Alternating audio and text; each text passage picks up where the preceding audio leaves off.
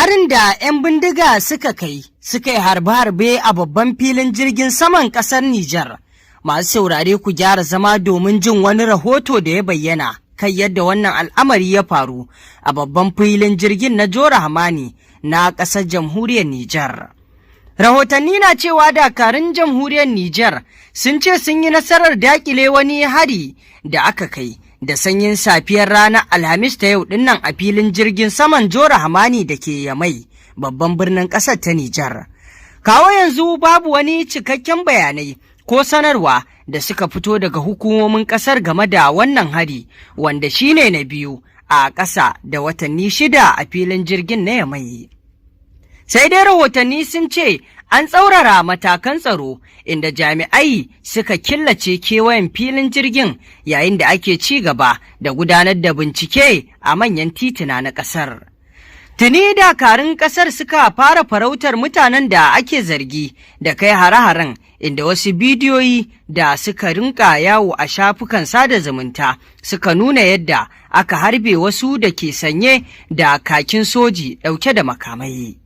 Da safiyar ranar Alhamis ɗin nan ne ta yau dai mazauna babban birnin ƙasar na Nijar ɗin suka bayyana wato jin ƙara harbe-harbe a babban filin jirgin saman birnin. Lamarin ya fara ne da misalin karfe 6 daidai na safe agogon ƙasar, kamar yadda kamfanin dillancin labarai na Reuters ya ambato, yana mai cewa an shafe kusan sa'a guda ana jin ƙarar. An ji ƙarar harbe-harbe daga ƙofar shiga filin jirgin kamar yadda wasu shaidu suka bayyana wa manema labarai. Jamhuriyar Nijar ta shafe fiye da shekaru 10 tana fama da matsalar masu ikirarin jihadi da ke kai hare-hare wato kan hukumomi na ƙasar. A ranar 28 ga watan Janairu na shekara ta 2026 ɗin nan ma an samu harbe-harbe da fashe-fashe a kusa da babban filin jirgin sama na Jora Hamani da ke wato babban birnin na Yamai na jamhuriyar Nijar. Shaidun gani da ido sun tabbatar da aukuwar lamarin, sannan wasu wato fayafayen bidiyo sun bayyana yadda wasu na'urorin kariya na sararin samaniya ke ta ƙoƙarin wato tare wasu abubuwan da ba a iya tantancewa ba a tsakar dare. Daga baya dai komai ya lafa kamar yadda aka rawaito daga wani jami'in gwamnati, duk da cewa bai yi ƙarin haske ba kan lamarin.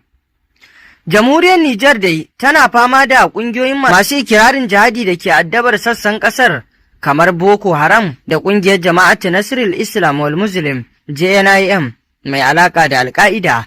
A baya-bayan nan ne hukumomi a jamhuriyar ta Nijar suka kaddamar da wani aikin rushe gidaje fiye da 26,000 da ke kusa da filin jirgin sama na Jora Hamani da ke birnin na Yamai. Hukumomi dai sun ce sun kudirci niyyar rushe gidajen ne bisa dalilan tsaro, wani al'amari ne da ya janyo tankiya tsakaninsu da 'yan ƙasar, musamman mutane da abin ya shafa. To masu saurare, a halin yanzu dai wannan shine abin da yake wakana kamar yadda kuka ji, wato wannan hari dai a yanzu jami'ai a ƙasar Nijar suna matsa lamba domin bincike don gano waɗanda suka kai wannan hari.